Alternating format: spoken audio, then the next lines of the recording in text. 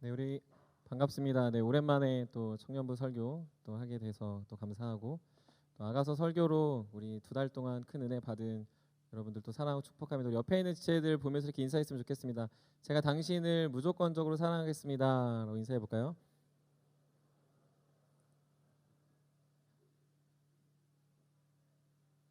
네, 별로 안 그러신 것 같은데 우리 한 번 더 하겠습니다. 우리 제가 당신을 무조건적으로 사랑하겠습니다라고 인사해 봅시다. 네, 우리 한 명 더 인사합시다. 제가 당신을 무조건적으로 사랑합니다.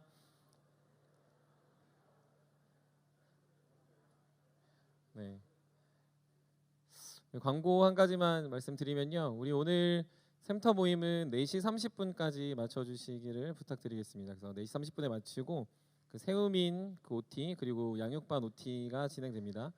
그리고 선교팀 올해 이제 선교로 지원하신 분들은 5시에 그 세터에서 모임을 갖도록 하겠습니다. 뭐 언제 끝나냐라는 말들이 많아서 저희가 최대 1시간 안에 끝내도록 할 테니까 여러분들 잘 모이셔서 우리 오늘 또 하나님의 은혜들 또 그리고 우리의 계획들을 잘 전달하는 시간이 됐으면 좋겠습니다. 충분 조건이라는 말을 아마 수학 공부할 때 한 번쯤은 들어봤을 거다라고 생각합니다. 갑이면 을이다라고 말할 때 이 갑이 그러니까 갑은 을이 성립하는데 갑은 을이 성립하는 데에 대하여 충분한 조건입니다. 예를 들면 이런 거죠. 바퀴가 2개면 자전거다라고 말할 때 바퀴 2개는 자전거의 충분 조건입니다. 바퀴가 4개면 자동차다라고 말할 때도 바퀴 4개는 자동차의 충분 조건이 되는 것이죠. 우리가 무언가를 이루고 무언가를 세워갈 때 충분히 그 조건에 만족해야 그것을 이루었다라고 말할 수 있을 겁니다. 우리가 새롭게 3월부터 시작되어져가는 청년부 예배 속에서 하나님 나라에 대해 좀 나누고 하나님 나라를 배워갈 텐데 우리가 한 몸 된 지체와 공동체로 세워질 때 우리 안에 필요한 것, 우리 안에 충분히 있어야 할 것들이 무엇인지를 좀 고민하고 나눠보는 시간을 가지려고 합니다. 얼마 전 그 매스컴에서 크게 이슈가 됐던 사건이 있습니다. 그건 뭐냐면 여러분들 아시다시피 그 아시안컵 축구 대표팀 이슈입니다. 그 선수들의 불화 사건이고 또 뭐 하극상 이 스토리가 있어서 많은 매스컴을 이제 장식했었습니다. 많은 이들에게 분노와 안타까움을 가져다 준 것은 그저 선수들끼리 싸운다라는 것보다 국가대표라는 그 위상, 위신에 걸맞지 않은 행동들 때문에 무언가 결여되어져 있는 모습을 우리는 참 안타깝게 생각했습니다. 그래서 우리가 그렇게 생각하죠. 국가대표는 그저 실력 있는 게 아니라 그 안에 그 자격, 그것에 대한 신뢰, 또 그것에 대한 자부심을 갖춰야 그것이 충분히 조건이 되어야 국가대표가 되어야 하는 것 아닌가라는 생각을 하게 됐습니다.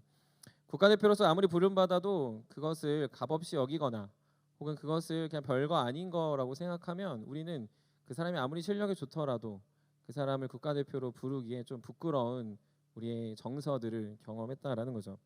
원래 우리가 표어로 삼은 것은 Look where you stand. 출애굽기 3장 5절로 겨울 수련회를 진행하면서 우리 안에 거룩한 곳이 모든 곳이 되고 우리의 삶이 거룩임을 고백했습니다. 공교롭게도 우리 특별 새벽 부흥회를 진행하면서도 거룩한 울림으로 세상을 채우라라는 메시지도 우리 청년들에게 동일한 울림이 있었을 거라는 생각합니다. 그것은 다른 게 아니라 거룩입니다. 여러분들은 거룩하게 잘 살고 계십니까? 조금 더 질문을 바꿔보면 여러분들은 거룩하도록 여러분들이 어떠한 충분 조건을 잘 채우고 계십니까? 거룩이 이루어지기 위해서 여러분들에게 정말 그 앞에 있어야 되는 그 전제, 거룩하기 위해서 나타나야 되는 여러분들의 그 전제는 잘 이루어가고 있습니까?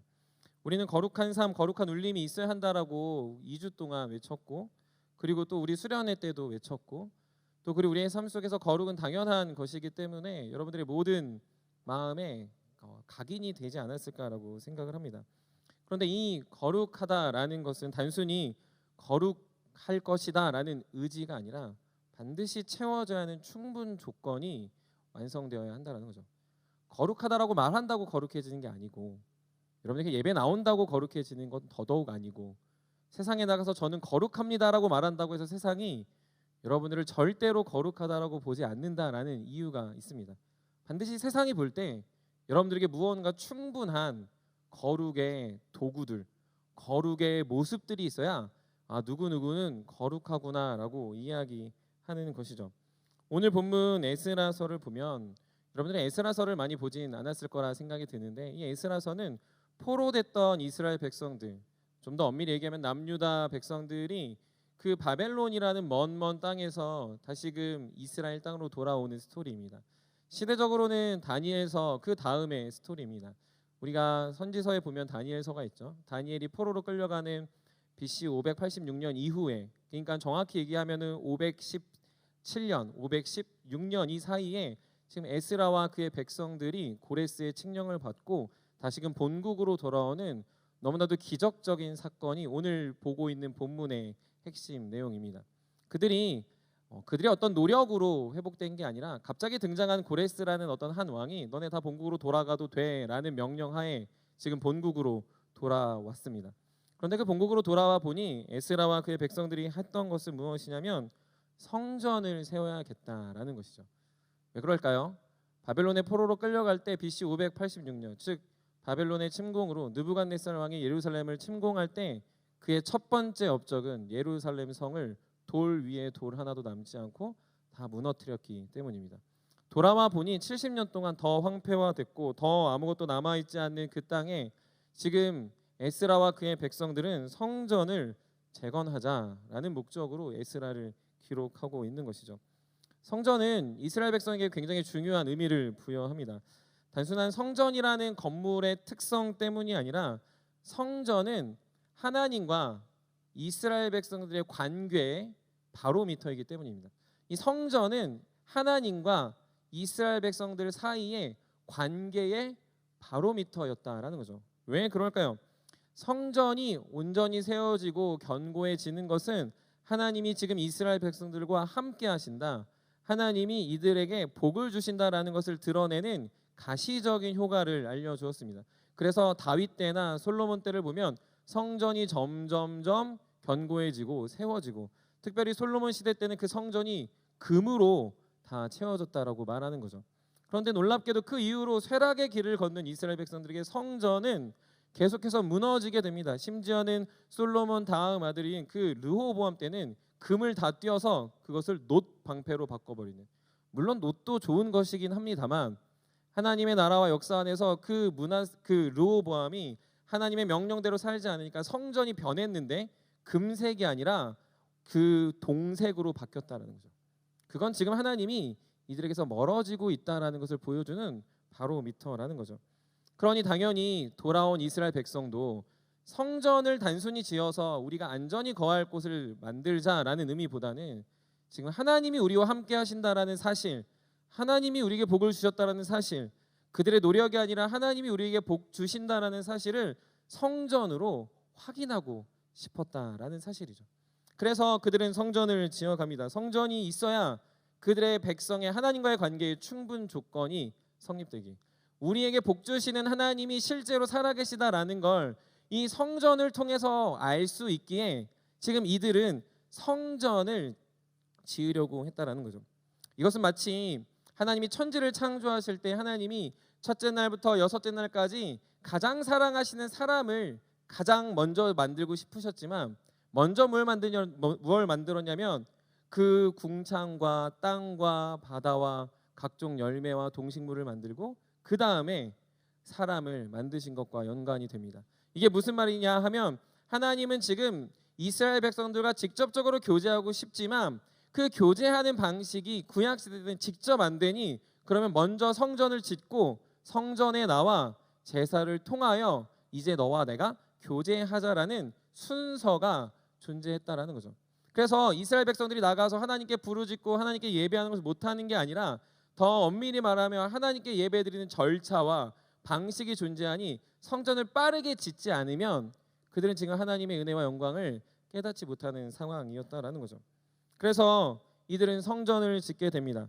성전을 통하여 하나님이 역사하시는 것들을 경험하길 원했고 성전을 지음으로 이들 안에 하나님의 계획, 하나님의 뜻을 묻고자 했습니다. 그런데 성전을 짓는 것도 어렵지만 더 큰 어려움이 존재하다라는 것을 오늘 에스라 8장에 넘어오면서 에스라는 깨닫고 있습니다. 그게 무엇일까요? 성전을 어느 정도 다 건축하고 나서 성전을 다시 회복하고 나서 이들에게 나타난 문제는 성전은 있는데 성전에서 일할 사람이 없다라는 겁니다. 성전은 어느 정도 회복이 됐는데 성전에서 지금 하나님과 연결해주는 제사장, 더 나아가서 레위인들이 사라져 있다라는 놀라운 사실을 에스라가 발견하게 된 것이죠. 조금 더 오늘 본문과 연관해서 생각해 보면 성전을 지어서 성전이라고 생각했는데 성전의 충분 조건인 레위와 제사장들이 없으니 이건 그냥 건물이 됐다라는 사실입니다. 그래서 에스라는 지금 제사장을 모으고 있는 스토리입니다. 작년에 비전 트리팀과 함께 스코틀랜드와 영국에 있는 런던을 다녀왔습니다. 그곳의 멋진 성당과 성을 보면서 우리가 느꼈던 것은 참 멋있다라는 것과 동시에 왜 그런데 이곳은 거룩하지 않은가였습니다.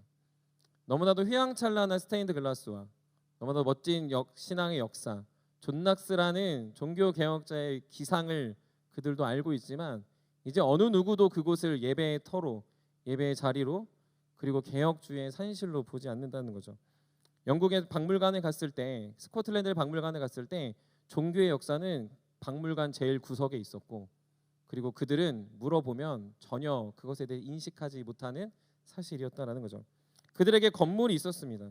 그들에게는요 유구한 역사가 있고 동양에서 스코틀랜드까지 가서 보고 싶었던 성읍과 성들이 있었습니다. 하지만 그곳은 그저 건물에 지나지 않는 건 그곳에 예배자가 없었다라는 거죠.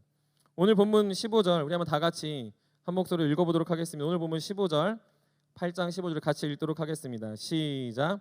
내가 무리를 아하로 흐르는 강가에 모으고 거기서 3일 동안 장막에 머물며 백성과 제사장들을 살핀즉 그 중에 레위 자손이 한 사람도 없는지라. 아멘. 아무도 없었다. 아무도 없는 상황, 아무도 예배드리지 않고 아무도 하나님을 찾지 않는 그 상황에 성전은 있으나 성전의 충분 조건이 채워지지 않으니 그곳은 이제 더 이상 성전일 수 없었다라는 거죠. 사실 그러나 이것은 놀라운 일이 아닐 수 없습니다. 왜 그렇습니까? 출애굽 당시에 하나님은 성전이 잘 유지될 수 있도록, 성전을 계속 운영할 수 있도록 특별히 12지파 중 한 지파인 레위를 택하여 성전을 섬기라고 따로 구별해 놓으셨기 때문이죠.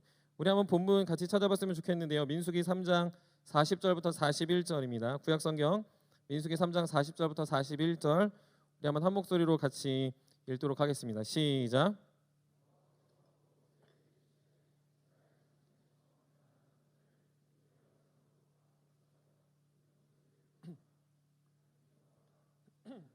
모든 처음 태어난 자 대신에 레인을 내게 돌리고 또 이스라엘 자손의 가축 중 모든 처음 태어난 것 대신에 레인의 가축을 내게 돌리라.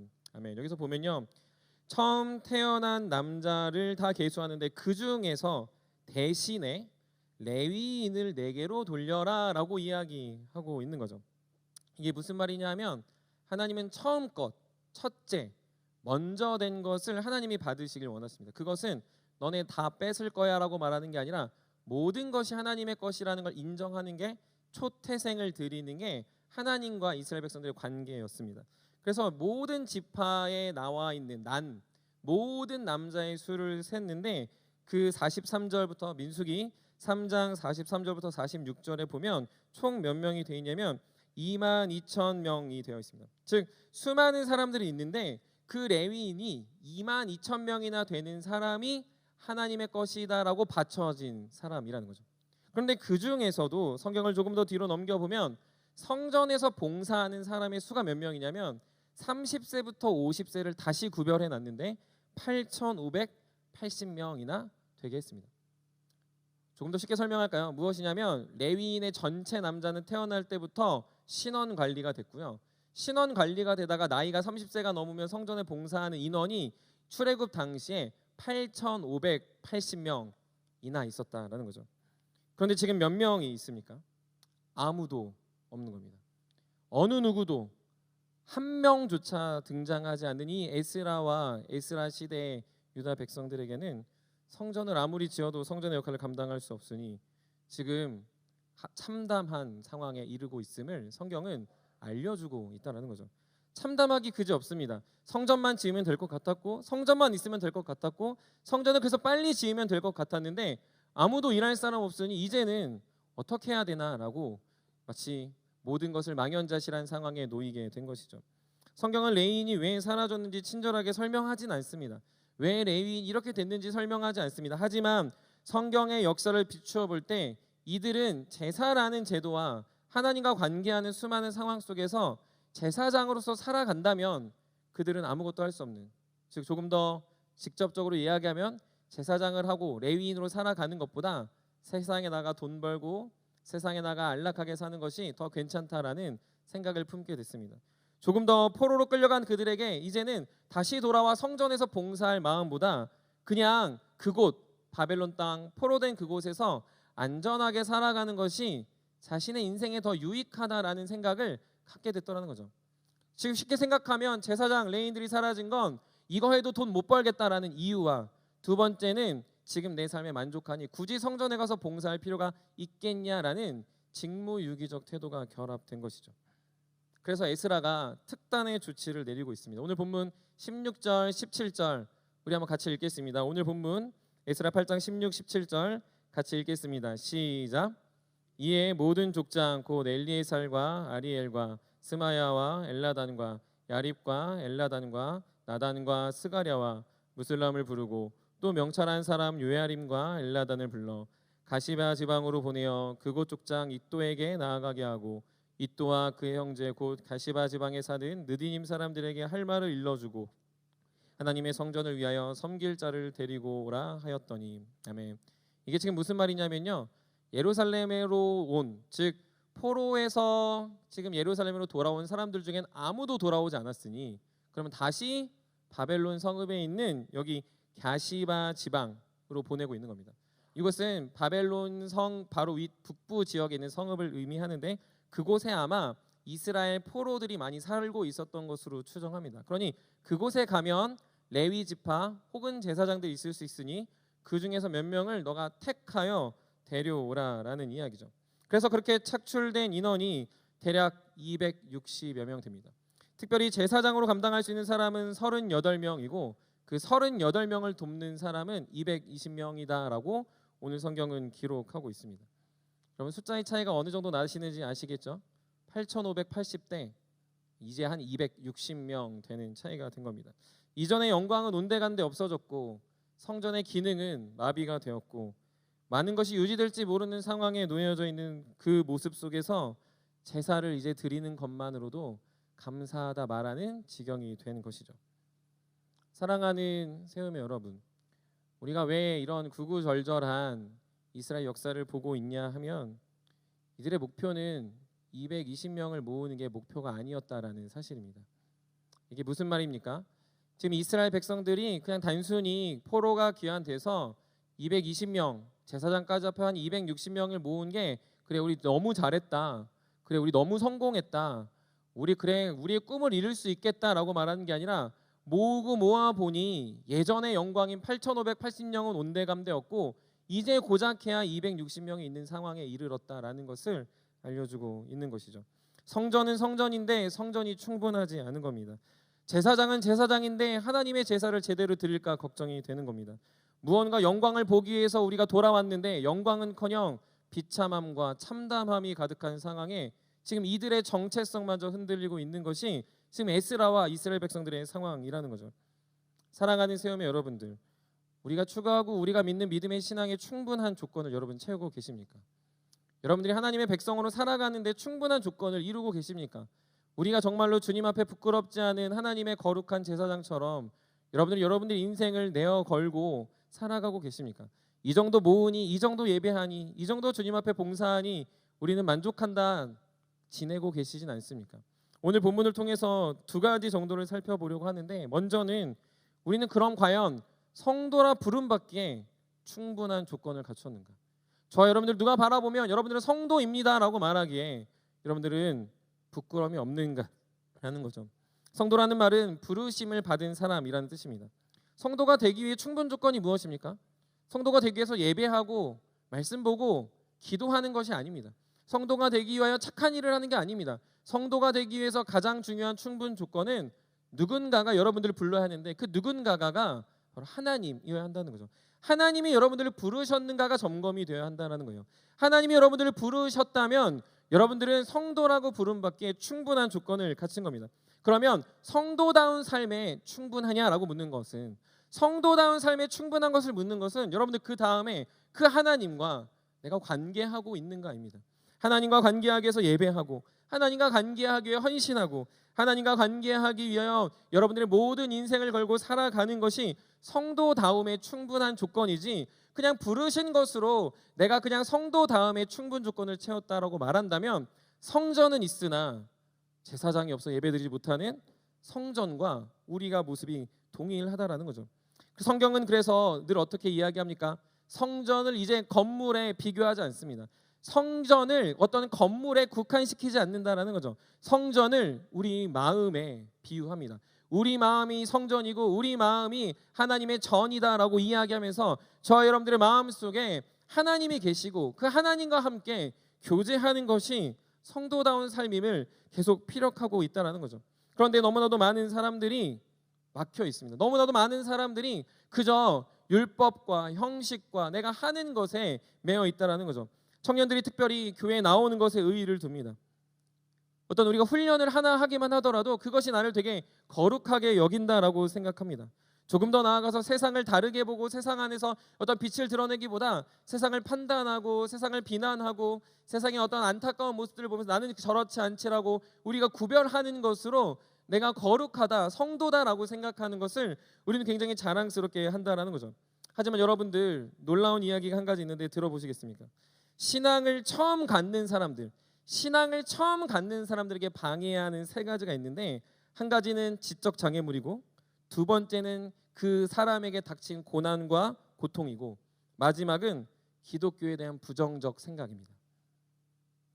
다시요. 신앙을 갖는 사람들에게 세 가지 장애물인데, 첫 번째는 지적 장애물, 두 번째는 자신에게 닥칠 고난과 고통, 그리고 세 번째는 기독교에 대한 부정적 생각이라는 거죠. 교회를 왜 안 올까 생각해 보면 1번도 2번도 사실은 자신의 문제이기 때문에 충분히 극복이 가능하다 생각은 할 수 있습니다. 그런데 기독교에 대한 부정적 생각은 우리가 성도답게 살지 않을 때 세상 사람들이 저와 여러분 때문에 교회 안 온다라는 이야기입니다. 성도가 저 정도면 안 가도 되겠다. 교회가 저 수준이면 안 가야지. 내 친구가 교회 다니는데 저 정도 수준으로 살 거면 성도가 저런 거라면 나는 별로 필요 없겠다라고 말하는 게 교회에 오지 못하는 장애물의 세 개 중에 하나라는 거죠. 여러분들 이게 왜 생기는 겁니까? 마치 우리가 국가대표를 보면 야 저런 사람도 국가대표네라고 말하는 이 이슈와 너무 똑같다라는 거죠. 우리 안에 틀은 짜여졌어요. 우리 안에 명제의 결론은 났습니다. 우리가 부름받았으니 성도다라고 부름받았는데 성도다운 충분 조건을 채우지 못하니 그걸 바라보는 세상 사람들이 여러분들을 보며 교회 못 오겠다 한다는 거죠. 성전이 있는데 예배를 드리지 못하는 것과 성도가 있는데 그 성도 때문에 교회를 못 나오는 이 상황, 너무나도 아이러니하지만 너무 참담함이 비슷한 이 세상 속에서 여러분들은 어떻게 살아가고 계십니까? 세상의 어두운 이유를 빛이 없어서라고 말하지만 여러분들은 빛의 아름다운, 빛의 영광스러움에 매료되어 진짜 살아가고 계십니까? 사랑하는 세우며 여러분, 에스라는 지금 단순히 수가 적어서 슬퍼하는 게 아닙니다. 단순히 성전을 유지해야 되는데 도와줄 성도가 없어서 안타까워하게 하는 게 아니라는 거죠. 지금 에스라의 안타까움과 에스라의 눈물, 에스라의 그 고통스러운 외침은 무엇이냐면 하나님의 성전이 무너지고 하나님의 거룩함이 땅에 추락하는 것에 대해서 안타까워하고 있다는 거죠. 어느 누구도 8,580명의 수에 들지 않고 어느 누구도 부를 때 자원하여 나오지 않는 상황 속에서 왜 하나님의 일을 하지 않으려 하는가에 대한 울부짖음이 에스라에 있다라는 겁니다. 사랑하는 세우며 여러분, 여러분들은 다릅니까? 여러분들 교회 다니는 거를 생색내고 계시진 않습니까? 여러분 성도로 살아가는 삶이 얼마나 자원하고 계십니까? 여러분들은 그렇다 치더라도 여러분들 안에서 울부짖는 마음이 이 정도면 됐다라고 외치고 있다면 여러분들 지금 하나님 나라와 역사 안에서 우리가 얼마나 심각한 오류를 범하고 있는지를 생각해야 됩니다. 여러분들의 삶 속에 하나님의 거룩과 능력이 드러나지 않음에도 불구하고 교회에 다니는 나는 천국 갈 거야라고 착각하고 있다면, 나를 통해서 하나님 영광 받으실 거라고 생각하고 있다면 지금 에스라와 전혀 다른 걸 느끼면서도 지금 망해갔던 이스라엘 백성들에게 참담함이 깨달아졌음에도 불구하고 지금 그들의 마음속에 하나님 없음이 고스란히 드러나는 태도와 동일하다라는 거죠. 우리 공동체가 분명 다른 공동체에 비해서 잘하는 게 맞습니다. 서로 사랑하고 훈련하고 배우는 것이 많습니다. 하지만 우리의 목표는 그냥 이 수준이 되어서는 안 된다는 거죠. 우리가 많이 모이고 예배하고 기쁨이 있고 감격 있고 서로 챙기는 것이 우리의 충분 조건이 되어서는 안 된다는 겁니다. 정말로 여러분들이 성도답게 사는가, 누가 보더라도 그 충분 조건에 여러분들은 부합하여 살아가는가를 점검하셔야 됩니다. 내가 왜 예배를 드리는지 점검하셔야 돼요. 여러분들이 왜 말씀을 보는지 점검하셔야 되고, 여러분들이 평생에 교제해야 되는 하나님과의 교제 안에 감격과 울림과 그 기쁨이 날마다 샘솟지 않으면 여러분들은 지금 그저 누가 하니까, 나도 하니까, 내가 그냥 교회 다니니까 라는 것으로 위로하고 안주하는 수준에 지나지 않는다라는 사실입니다. 사랑하는 새롬의 모든 여러분들이 그래서 꼭 기억할 것은 여러분들이 하나님의 성도라는 사실을 기억하며 그것에 부합한 그 삶의 모습들, 요건들을 잘 갖추시기를 주님의 이름으로 간절히 축복합니다.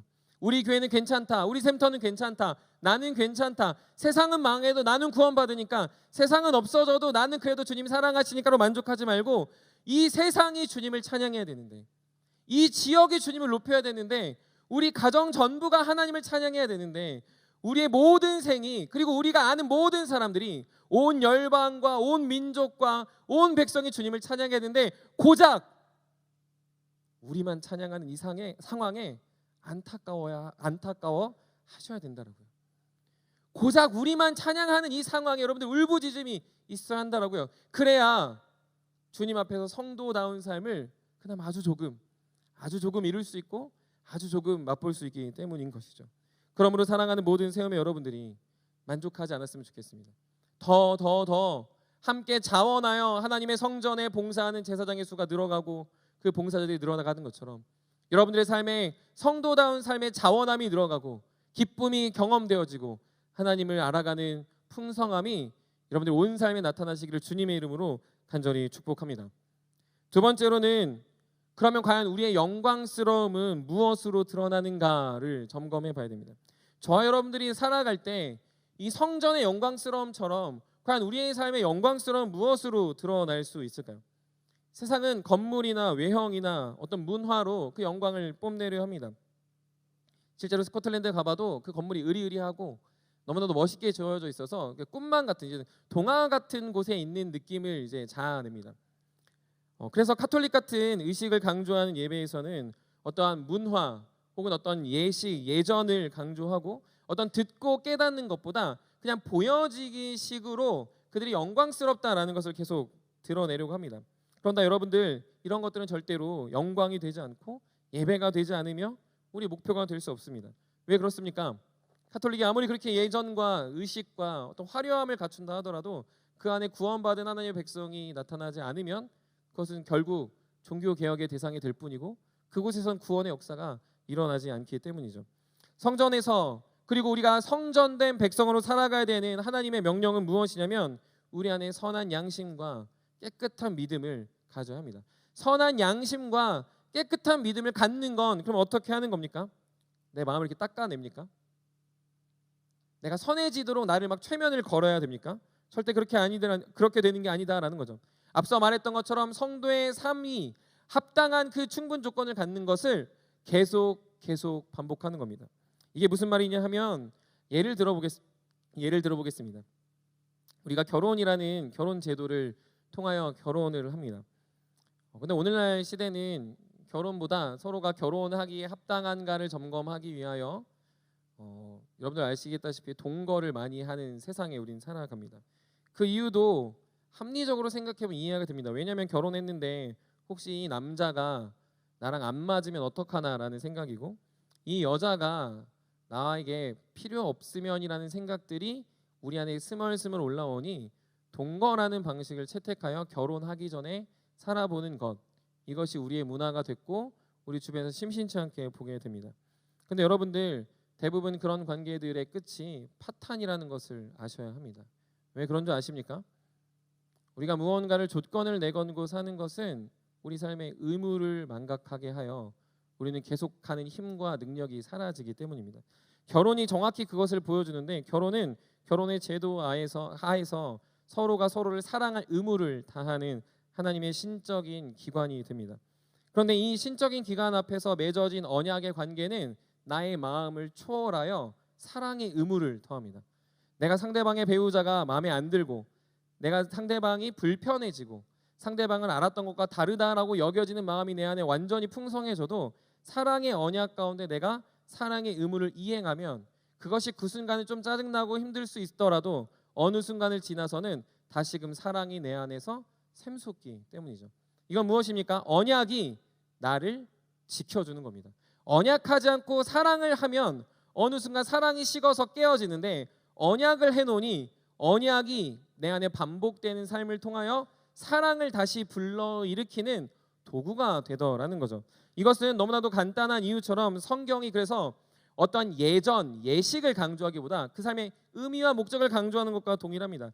예수님이 우리에게 말하신 예전과 예식의 가장 핵심은 예수 그리스도의 구원을 기억하는 세례와 성찬을 너희가 모일 때마다 하라고 이야기하기 때문이죠.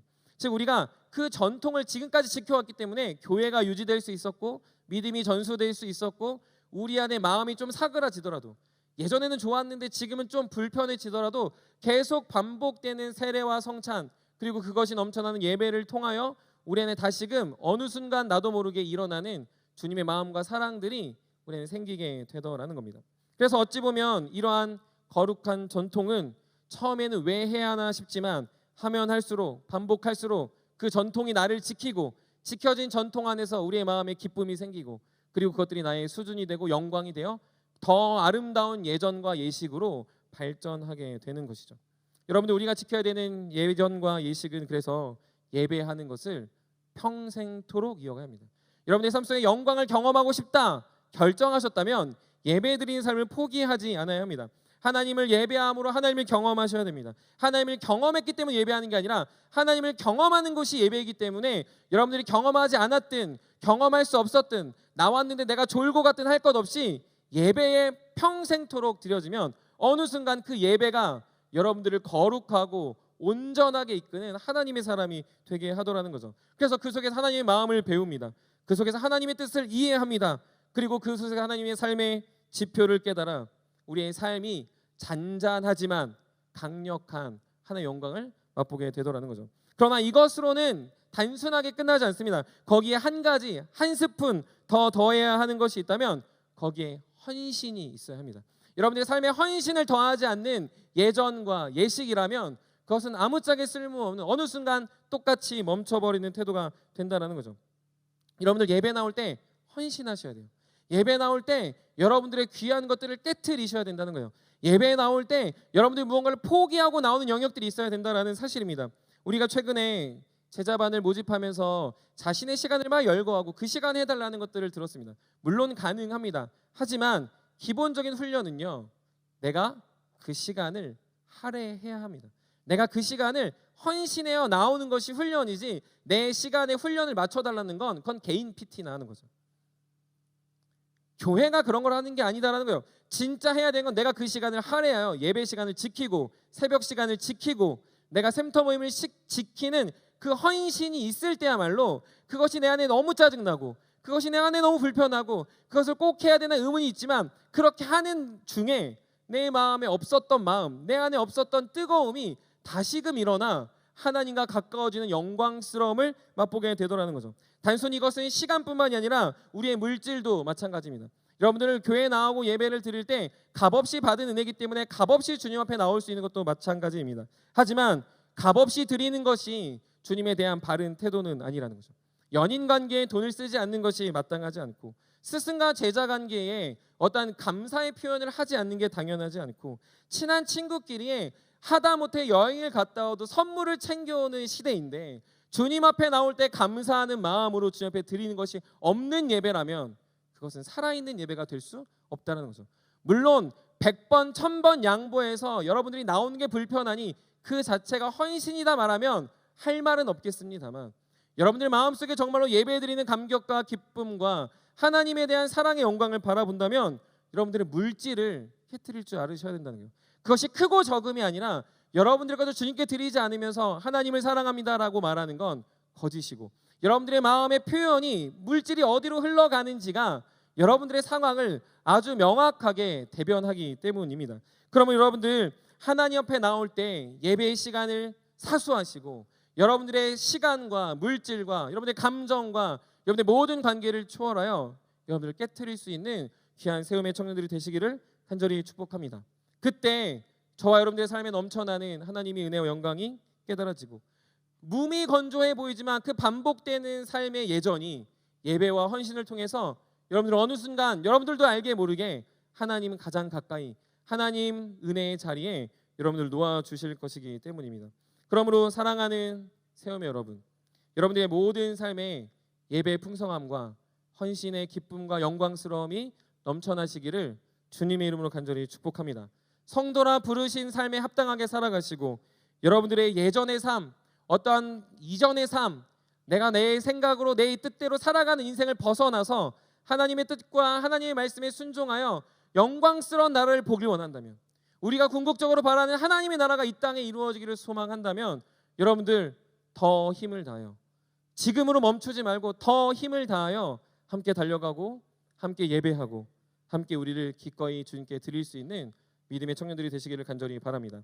누가복음 17장 20절부터 21절에 보면 이런 말씀이 기록되어져 있습니다. 제가 읽겠습니다. 바리새인들이 하나님의 나라가 어느 때 임하니까 묻거든 예수께서 대답하여 이르시되 하나님의 나라는 볼 수 있게 임하신 것이 아니요 또 여기 있다 저기 있다고도 못하리니 하나님의 나라는 너희 안에 있느니라. 사랑하는 세움의 여러분, 우리가 추구하는 하나님의 나라는, 우리가 경험해야 되는 하나님의 나라는 우리 안에, 우리의 심령에 깊이 깊이 자리 잡는 하나님의 나라입니다. 그곳은 미움도 다툼도 시기도 질투도 아픔도 눈물도 없는 그 하나님의 나라가 이 땅에서 이루어진다라고 말하고 있는 거예요. 근데 그걸 어떻게 이루어갑니까? 여러분들이 평범하게 드리지만 여러분들을 깨트리는 예배를 통해, 여러분들의 그 헌신을 통해, 그리고 나아가 여러분들이 성도답게 사는 삶을 통해 하나님의 나라는 이곳에서 이루어지고 그곳의 풍성함이 우리 삶에 경험될 줄 믿습니다. 과거를 추억하여 과거로 돌아가지 않아도 됩니다. 과거에 영광스러웠으니까 그쪽으로 회개해야 된다 말하지 않아도 됩니다. 왜? 우리 안에 충만한 하나님의 영광이 지금 가장 영광스러운 은혜로 우리를 비춰주실 것이기 때문인 거죠. 성경에서 그래서 가장 영광스러움의 시작은 예수 그리스도가 이루셨습니다. 2000년 전에 이 땅에 오신 예수님이 그분의 성전됨을 보여주심으로 그분의 영광스러움과 은혜를 알려주시고, 혼자서도 영광스러움이 무엇인지, 혼자서도 헌신이 무엇인지, 혼자서도 율법을 지키는 게 무엇인지, 혼자서도 하나님 앞에 나아가 영광과 은혜와 성도다움이 무엇인지를 보여주는 그분의 본을 통하여 우리도 하나님 나라를 이룰 수 있음에 기쁨과 약속을 하고 계시다라는 거죠. 그러므로 사랑하는, 주 안에 사랑하는 모든 세움의 여러분들이 주님의 나라를 이루어가기에 충분한 조건을 갖추어 여러분의 인생에 하나님 나라가 수놓아지기를 주님의 이름으로 간절히 축복합니다. 말씀을 마무리합니다. 에스라는 사람을 모아서 이제 회개를 합니다. 하나님 앞에서 제사를 드리며 나아가고, 하지만 그 수는 여전히 적은 인원들이 모이고, 그리고 그 모여있는 수많은 백성들은 8,580명에 비하면 너무나도 턱없는 숫자가 모여 예배를 드리고 있습니다. 그러나 놀라운 건 무엇인지 아십니까? 그런 사람들을 통하여 역사는 다시 영광으로 발걸음을 내딛었다라는 거죠. 영광을 꿈꾸고 은혜를 바라고 그들의 목표는 260이 아니라 계속해서 8,580 더 많은 허다한 무리와 허다한 믿음의 백성들이 나타나도록 꿈꾸는 그 걸음 때문이었습니다. 청년부가 계속해서 믿음의 도전들을 진행해 가고 있습니다. 가장 중요한 것은 우리가 예배자로 섰으면 좋겠습니다. 여러분들의 예배가 살아 있었으면 좋겠습니다. 여러분들의 믿음이 여러분들의 마음에 성전 되신 주님과 교제하여 이 예배를 목숨같이 여길 수 있었으면 좋겠습니다. 다른 거를 다 제쳐두고서라도 예배의 자리를 꼭 사수하셨으면 좋겠습니다. 알바나 혹은 여러분들의 공부나 어떤 직장이나 그런 것들을 다 제쳐두고서라도 여러분들이 성도다운 삶을 살아갈 뿐더러 이 예배에 여러분들이 인생을 걸고 여러분들이 헌신해 나갈 때 여러분들의 삶이 하나님 나라라는 것을 분명히 경험하게 되더라는 거죠. 거기에 더 나아가 여러분들의 인생을 주님 앞에 깨트렸으면 좋겠습니다. 여러분들의 인생을 부여잡고 사는 인생이 아니라 하나님 나라를 위하여, 하나님의 영광을 위하여, 아니 하나님이 이루시고 우리에게 원하시는 그 비전과 그 뜻을 위하여 여러분들의 인생을 내걸고 살아갈 때 하나님은 이곳에 그리고 여러분들의 마음에 하나님 나라를 반드시 체험하게 한다는 거죠. 세상에 돈을 벌고 세상에 성공을 하고 세상에 유익을 얻고 세상에서 자랑할 만을 갖추는 인생이 기쁜 인생이 아니라 주님 앞에 내 것들을 깨어드리고 향유옥합을 들었던 여인처럼 살아갈 때 하나님 우리를 기억하시고 우리를 통하여 세상이 하나님 나라가 되더라는 거죠. 많은 청년들이 속고 있습니다. 많은 그리스도인 청년들이 속고 있어요. 성공해야 된다, 어떤 잘나야 된다, 어떤 돈이 많아야 된다, 예배를 그냥 열심히 뜨겁게 드려야 된다고 생각하지만 그건 다 틀린 겁니다. 하나님 앞에서 더 중요한 건 무엇입니까? 여러분들 예배에 목숨 걸고 여러분들 주님 앞에 깨트릴 줄 아는 헌신자가 되셔야 된다는 거예요. 시간을 깨트리셔야 됩니다. 물질을 깨트리셔야 되고요. 여러분의 감정을 깨트리셔야 됩니다. 그래야 너무나도 그 큰 간극과 참담한 상황을 극복할 수 있고 극복되어지는 그 상황 속에서 하나님이 그런 사람을 찾고 계시다는 거죠. 추수할 것은 많은데 추수할 일꾼이 없는 이 시대 속에 너무나도 많은 하나님의 사람들이 죽어가고 있고 너무나도 많은 이들이 주님을 떠나가고 있을 때 우리만 괜찮아서 되겠습니까? 우리만 좋은 교회여서 되겠습니까? 우리만 아름다운 교회면 되겠습니까? 주님이 원하시는 금강 교회면 충분하겠습니까? 아니다라는 거죠. 하나님의 나라는 온 세계에 가득해야 되고 이 지역에 가득해야 되며 여러분들의 전 인생을 걸고 드러나야 하는 거예요. 그래서 여러분들이 헌신하셔야 됩니다. 여러분들 인생을 걸고 살아가십시오. 주님을 예배하며 주님을 찬양하며 주님을 드리는 일에 여러분들 온전히 내어드릴 때 주님이 여러분들의 마음속에 충분한 이유가 되고 여러분들의 마음속에 주님으로 기쁨의 이유를 발견할 줄 믿습니다. 그러므로 하나님 나라를 꿈꾸시는 사랑하는 새음의 청년들을 통하여 하나님이 우리가 예상하지 못했던, 우리가 기대하지 못했던 크고 은밀한 일을 보이실 것들을 소망하며 함께 올 한 해를 승리하고 그 영광을 바라보는 우리 모든 새음의 청년들이 되길 간절히 축복합니다. 우리 다 같이 일어나서 우리 내가 소망하는 아버지 나라 우리가 찬양하겠습니다.